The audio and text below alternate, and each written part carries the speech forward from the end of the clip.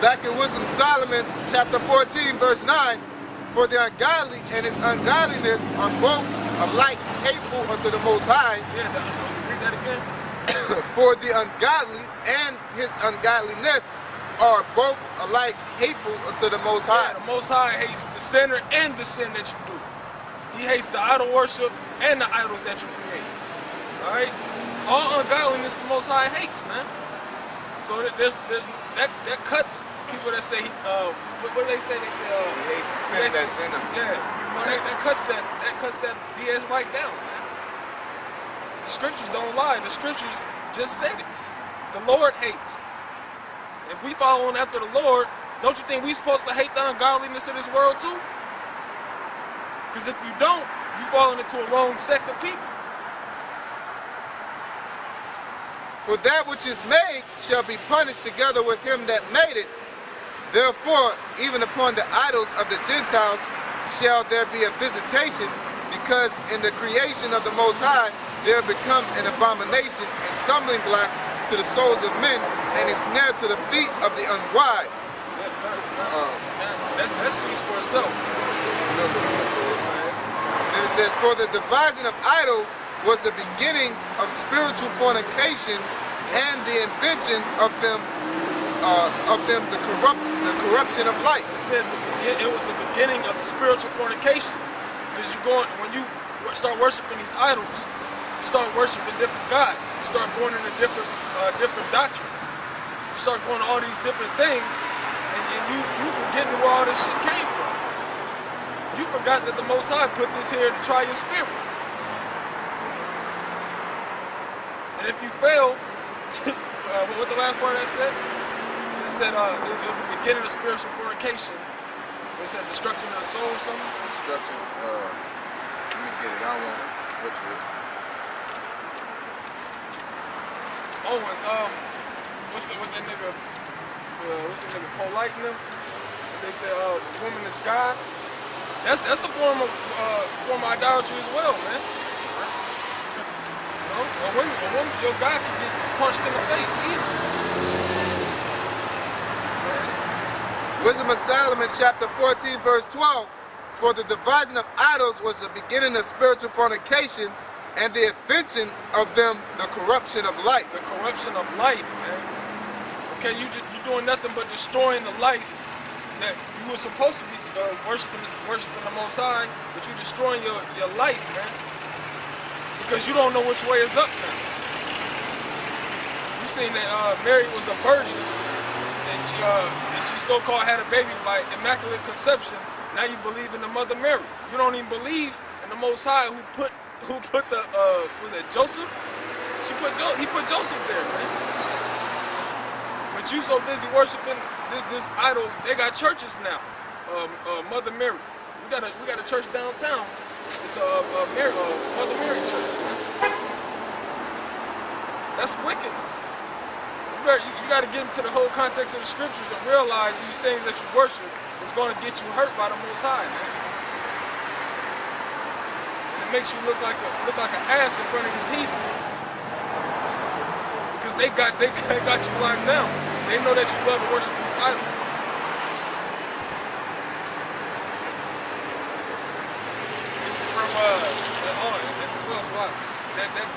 That dumb bitch Rihanna, she got a goddamn inverted cross on her, man. That's witchcraft. Yeah, witchcraft.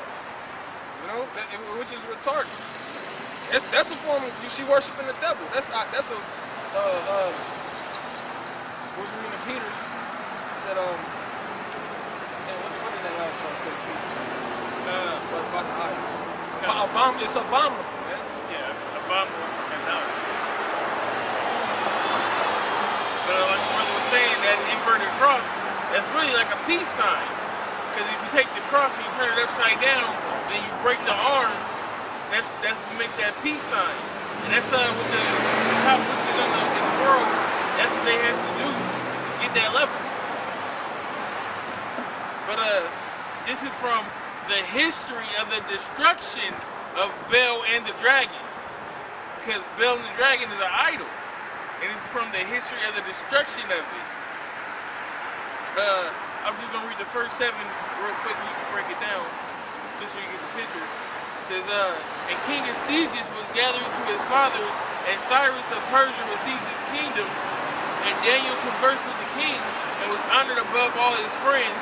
Now the Babylonians had an idol called Bel, and there was spent upon him every day 12 great measures of fine flour, and 40 sheep, and 6 vessels of wine. And the king worshipped it, and went down daily to adore it, but Daniel worshipped his own power. And the king said unto him, Why dost thou not worship Bel? Why dost not thou worship Bel? Who answered and said, Because I may not worship idols made with hands, but the living power. Yeah, what it just said in Wisdom of Solomon about worshiping idols, or idols made by hands. Because it's vain. And you said Daniel, right? Yeah. Read that last part down. Verse 5. Who answered and said, Because I may not worship idols made with hands, but the living power, who has created the heaven and earth, and has sovereignty over all flesh. That's right. Okay, he said he's going to worship the Most High that gave life to everything, that created heaven and earth. Okay, these idols, what can they do? They can't bring people back to life. They can't create anything. Okay, they can't save lives. They can't heal the sick. Only the Most High can do that. And you said they was giving sacrifices. You know, sacrificing wine and what cattle it said? 40 sheep and 6 vessels of wine. 40, you know, that's BS in itself, man. And that's what people do. They actually give sacrifices to these vain idols. What profit is the graven image, man? You give all your money, pay all your tithes to these churches where there's all kind of idols in it. And what do you get out of it? You are spiritually fornicating. And that story was about how idols don't do shit because they were stealing them false priests, or them priests were stealing the food while everybody, when they'll put the food in a room, in the chamber, close the door, and the priests and the people will come out in secret entrance, take the food and eat it for themselves, and had the people thinking that the idol was eating it. But like the Most High said, these idols can't even wipe their face, wipe the dust off their faces to stop corruption and moth. You know, man has to keep them up. Just like we said in Monument back there, people have to come and clean this. Don't bother to clean it. The spirit don't come and clean it every week or every year or so. People come and clean that, man. Alright, same with churches. Alright, but with the Bible don't need nobody. It stands on its own. The word of the Most High, it stands on its own. It don't need us to speak it. The sun gonna rise every day. 2/3 gonna be 2/3. Alright, the elect is gonna be the elect. Alright, the wicked is gonna be the wicked. The Israelites are gonna be Israelites, regardless if we put it out there or not. So that's the point. That's how much power the Bible has. But idols, they don't hold no power. You know, we were watching like with the that fight yesterday with the UFC. If the guy took the rosary off and kissed it, he ain't got his ass for it. You know, and not only that it didn't help you, all right, but it didn't give you no special powers. All right, the person, it could have broke. You know, because if you worship the idol or not, it don't control nothing. The Most High controls everything. All right.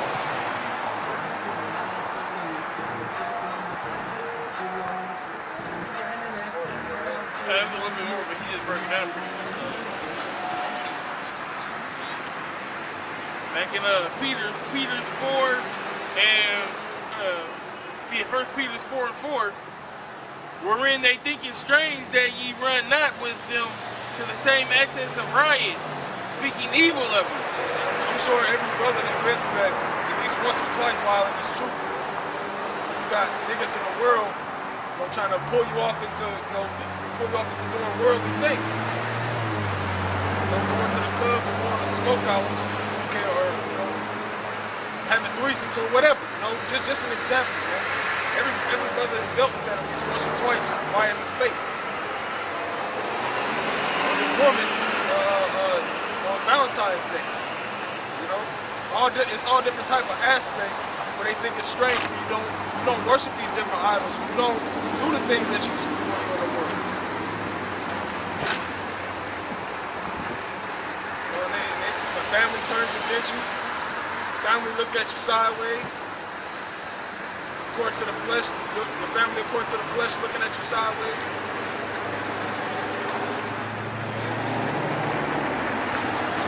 Who should give account to him that is ready to judge the quick and the dead?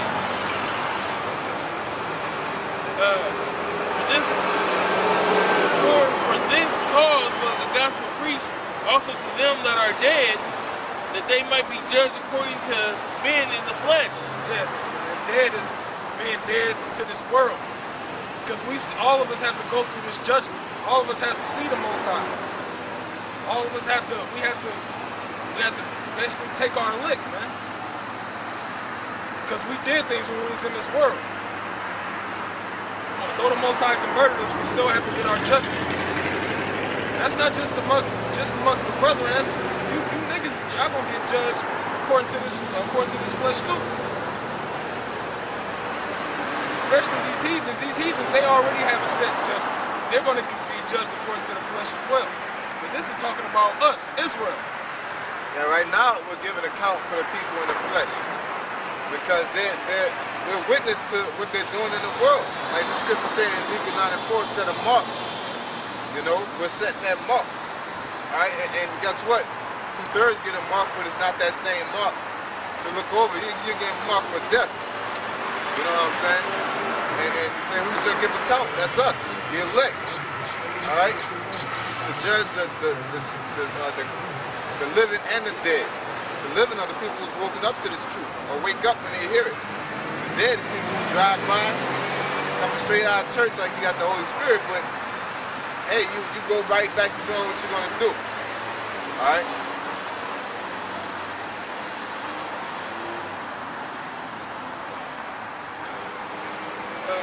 For this cause was the gospel preached also to them that are dead, that they might be judged according to men in the flesh, but live according to the Most High in spirit. Yeah, live according to the Most High in spirit.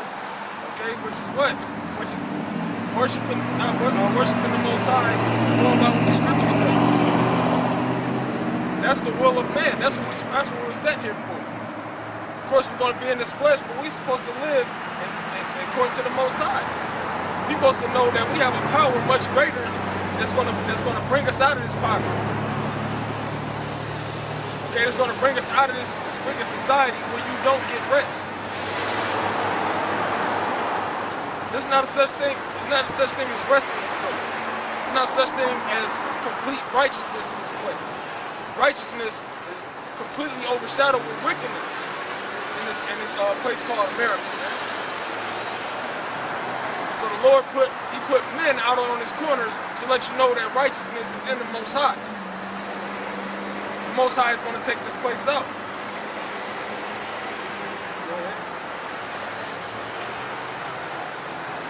But the end of all things is at hand. End of all things is at hand. Be ye therefore sober and watch unto prayer. Look at that word sober.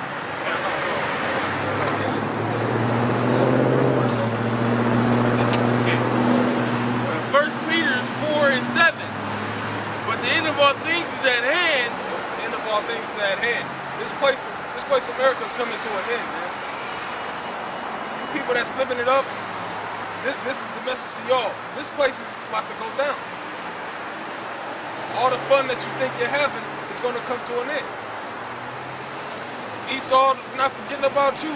Your place, America, all that wickedness that you've done is coming to an end.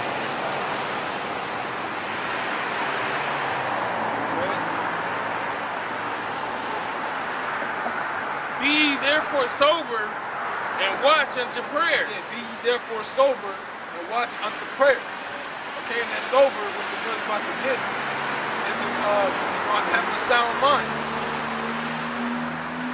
Okay, know what's going on. And Watch, it said, watch unto pray.